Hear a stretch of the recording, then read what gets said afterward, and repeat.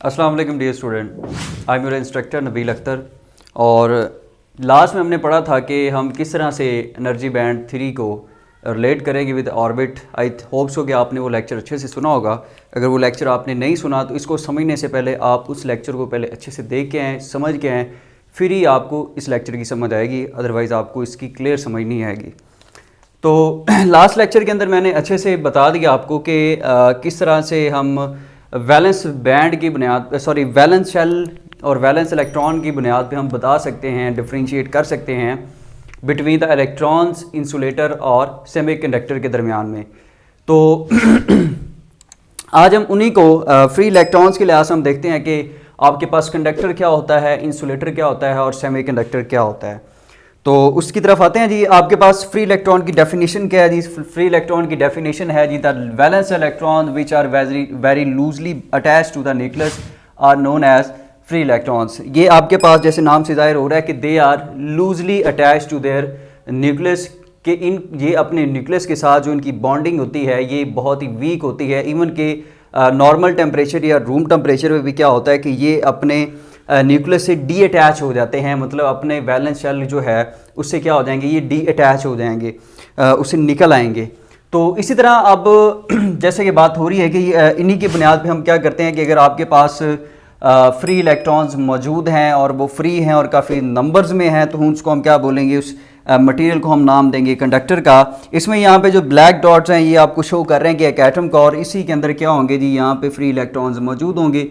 और free electrons जो है वो क्या होते हैं जी, इन नंबर्स मौजूद होते हैं जी, काफ़ी ज़्यादा न्यूमरस तादाद में क्या होंगे, ये प्रेजेंट होंगे।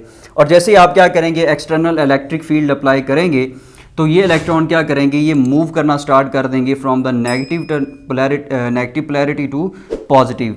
ये नेगेटिव से किधर की तरफ जाएंगे जी, ये पॉजिटिव की तरफ जाएंगे। लेकिन कन्वेंशनली हम करंट की डायरेक्शन जो है वो क्या रखते हैं जी, हमेशा प्लस से माइनस की तरफ रखेंगे। लेकिन इलेक्ट्रॉन की जो मूवमेंट होगी वो किधर को होगी, टुवर्ड द पॉजिटिव पोलैरिटी। इसी तरह से आपके पास इंसुलेटर जो होता है, इंसुलेटर में क्या होगा कि यहाँ पे क्या होगा कि इधर तो हमने ये बात की कि यहाँ पे सारे वेरी लूजली अटैच होंगे। अगर ये थोड़ी सी भी हम इनको रूम टेम्परेचर पे रखते हैं या थोड़ी सी भी हीट प्रोवाइड करेंगे तो क्या होगा कि ये फ़ौरन से डी अटैच हो जाएंगे। और डी अटैच होने के बाद ये क्या करेंगे कि रैंडमली मूव करेंगे, ठीक है। लेकिन इनका जो नेट इफेक्ट आएगा वो ज़ीरो आएगा, करंट फ्लो नहीं कर पाएगा। और उसके बाद क्या होगा, नेक्स्ट हमारे पास क्या होगा कि जैसे ही आप बैटरी को अटैच करते हैं इसके साथ, तो करंट जो है वो इसमें फ़्लो करना शुरू हो जाएगा, यानी करंट इलेक्ट्रिसिटी यहाँ पे काउंट होगी। और जो इलेक्ट्रॉन्स हैं वो किधर से, नेगेटिव साइड से किधर जाएंगे, प्लस की तरफ जाएंगे। इसी तरह हम इंसुलेटर्स की बात करते हैं। इंसुलेटर रूम टेम्परेचर या नॉर्मल कंडीशंस के अंदर क्या होगा, उसके अंदर कोई फ्री इलेक्ट्रॉन मौजूद नहीं होगा, यानी उसके जो इलेक्ट्रॉन्स है, जो वैलेंस इलेक्ट्रॉन है, अपने न्यूक्लियस के साथ क्या होंगे, वो अच्छे से अटैच होंगे, वो नॉर्मल कंडीशंस पे डी अटैच नहीं होंगे। लेकिन फॉर एग्जांपल हम क्या करते हैं कि वो कंडीशन अचीव कर लेते हैं, वो कंडीशन हम अचीव कर लेते हैं कि हम इसको टेम्परेचर प्रोवाइड करते हैं, जिनको हासिल करने के बाद ये अपने न्यूक्लियस से क्या हो जाएगा, डी अटैच हो जाएगा। लेकिन यहाँ पे मसला फिर वही आएगा कि करंट, यहाँ पे फर्ज किया जी फ्री इलेक्ट्रॉन निकल आता है, लेकिन ये क्या करेगा, ये करंट इलेक्ट्रिसिटी में पार्टिसिपेट नहीं करेगा। क्यों नहीं करेगा? क्योंकि हम यहाँ पे जो करंट की डेफिनेशन बोलते हैं वो ये होती है कि आपके पास जो करंट होता है ये होता है जी चार्ज पर यूनिट टाइम, ठीक है। कि आपके पास जो फ्लो चार्जेस का पर यूनिट टाइम, यानी फ्लो होना चाहिए, अच्छा खासा फ्लो होना चाहिए चार्जेस का, तभी आप उसको करंट काउंट करते हैं या वो कंडक्शन कहलाएगा। अदरवाइज़ यहाँ पे क्या होगा कि आपके पास जो इलेक्ट्रॉन निकलेंगे यहाँ पे वो क्या होंगे, बहुत ही कम होंगे, बहुत ही कम होंगे, इतने कम होंगे कि वो जिस प्रॉपर जिसको कंडक्शन बोलते हैं वो नहीं हो पाएगी। ठीक हो गया जी। तो अब नेक्स्ट हम बात करते हैं जी सेमीकंडक्टर की। अच्छा, तो इसके अंदर क्या होगा, आपके पास सेमीकंडक्टर के अंदर क्या होगा कि इसका जो वैलेंस शेल होगा उसके अंदर जो इलेक्ट्रॉन है वो क्या होंगे, वो 4 इलेक्ट्रॉन मौजूद होंगे। और ये इलेक्ट्रॉन क्या होंगे, इनमें भी 2 कंडीशंस आ जाएंगी, वो 0 केल्विन से बिलो और 0 केल्विन से अबव। मैंने लास्ट लेक्चर के अंदर ही बताया कि जब ये 0 केल्विन से बिलो होगा ये रूम टेम्परेचर, और जब 0 केल्विन से अबव होगा, तो पहली बात है कि जब 0 केल्विन से बिलो होगा टेम्परेचर तो क्या होगा कि ये बिहेव करेगा एज इंसुलेटर, यहाँ पे कोई भी फ्री इलेक्ट्रॉन आपको नज़र नहीं आएगा। और इस केस में जब आप एक्सटर्नल इलेक्ट्रिक फील्ड भी अप्लाई करेंगे तो कोई भी करंट फ्लो नहीं हो पाएगा। इसके बाद अगर आप टेम्परेचर को बढ़ा देते हैं, अबव दैन 0 केल्विन आप करते हैं, और उसके बाद क्या होगा कि यहाँ से जो वैलेंस शेल से इलेक्ट्रॉन है वो क्या हो जाएगा, डीटैच हो जाएगा और यहाँ फ्री हो जाएगा, और ये क्या करेगा, इस इलेक्ट्रिक फील्ड के ज़रिए असर क्या करेगा, मूव करना स्टार्ट कर देगा। तो जी अब हम एनर्जी बैंड्स के बारे में जानेंगे कि एनर्जी बैंड क्या होता है। ये आई थिंक सो आपको क्लियर हो गया होगा। पीछे जो है फ्री इलेक्ट्रॉन की बेसिस के ऊपर हम कंडक्टर, इंसुलेटर और सेमीकंडक्टर को किस तरह डिफरेंशिएट करते हैं।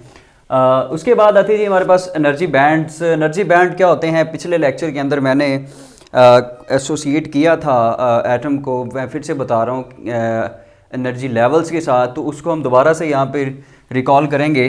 तो आपके पास एक एटम होता है, उस एटम के अंदर एक न्यूक्लियस होगा, न्यूक्लियस के बाद फर्स्ट ऑर्बिट जिसका रेडियस r1 होगा, सेकंड ऑर्बिट जिसका रेडियस r2 होगा, थर्ड ऑर्बिट जिसका रेडियस क्या होगा जी आपके पास r3 होगा।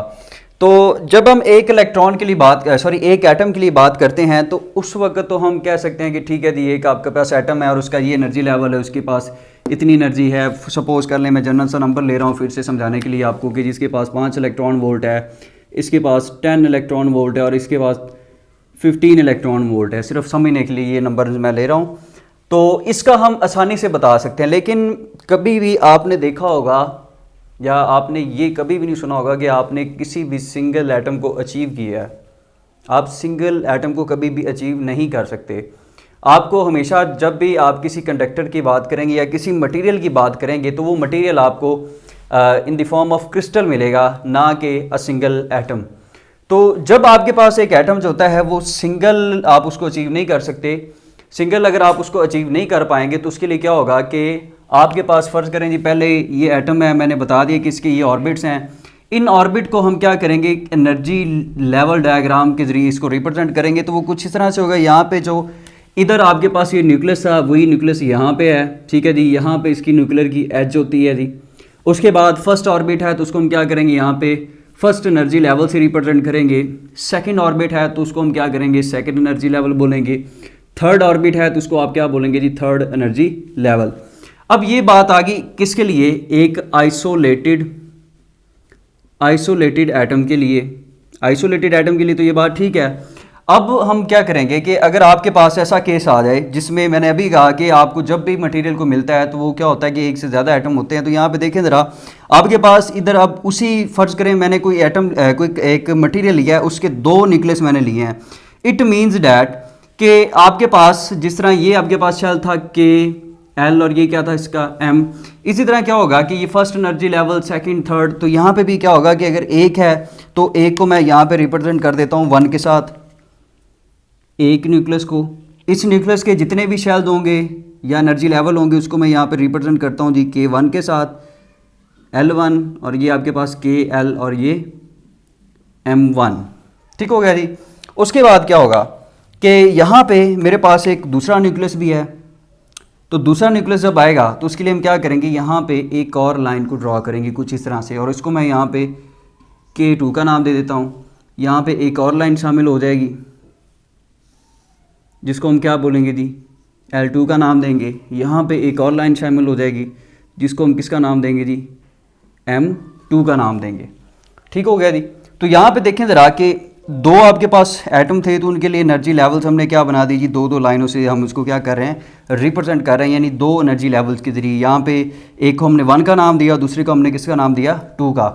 अब क्या होगा कि फ़र्ज़ करेंगे यही न्यूक्लियस बढ़ के इनकी तादाद हो जाती है 3। तो आपके पास जो फर्स्ट एनर्जी लेवल है, यहाँ पे मैं कह देता हूँ जी, एक आपके पास न्यूक्लियस 1 है, ये न्यूक्लियस 2 है, ये न्यूक्लियस क्या जी, ये 3 है। मैं सिर्फ से इसे रैंडम से नाम इनके रख रहा हूँ आपको समझाने की खातिर।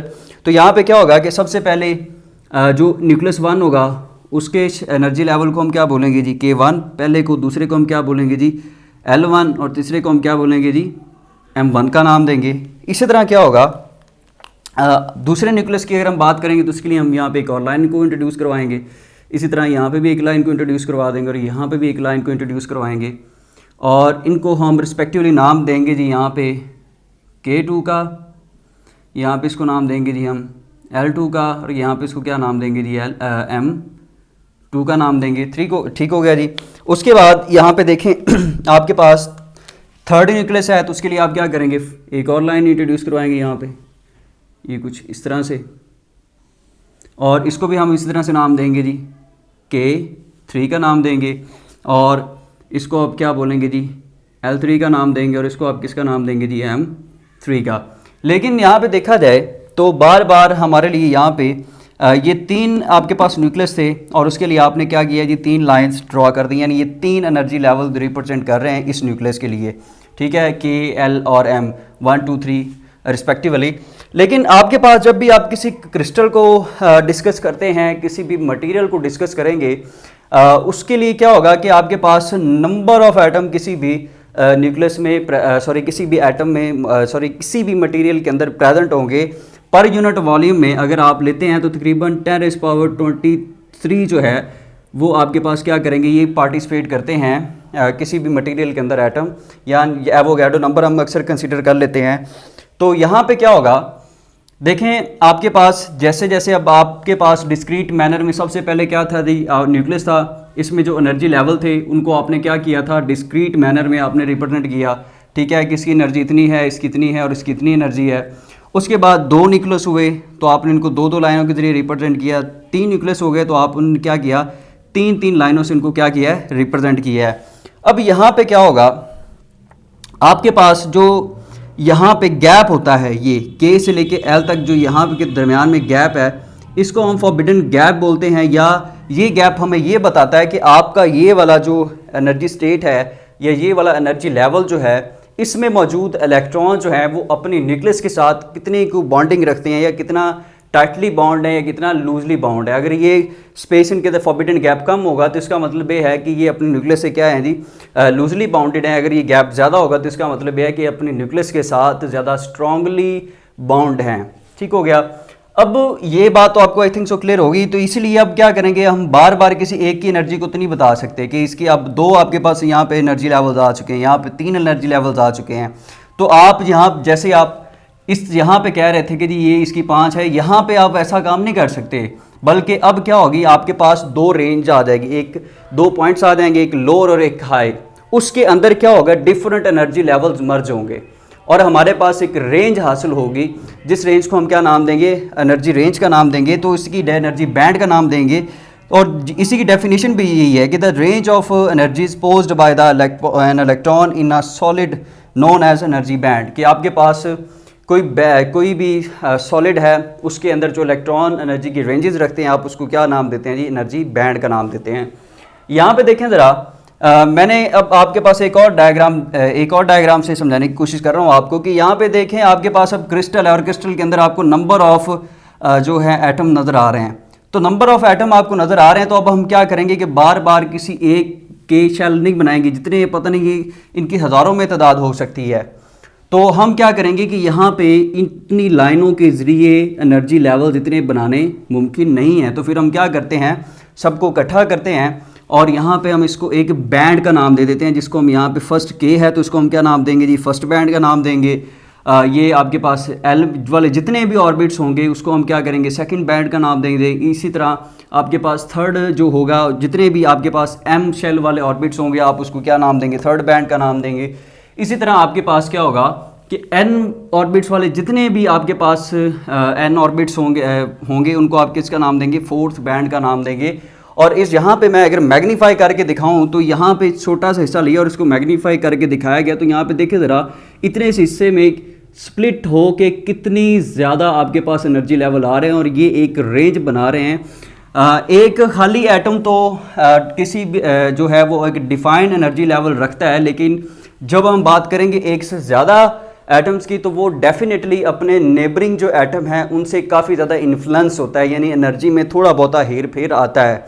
उस एनर्जी के डिफरेंस की वजह से हम क्या करते हैं, यहाँ पे एनर्जी लेवल करते हैं। और ये एनर्जी लेवल को इतना ज़्यादा फ़र्क भी नहीं होता, ये ऑलमोस्ट 10⁻⁻³ इलेक्ट्रॉन वोल्ट के लगभग होगा।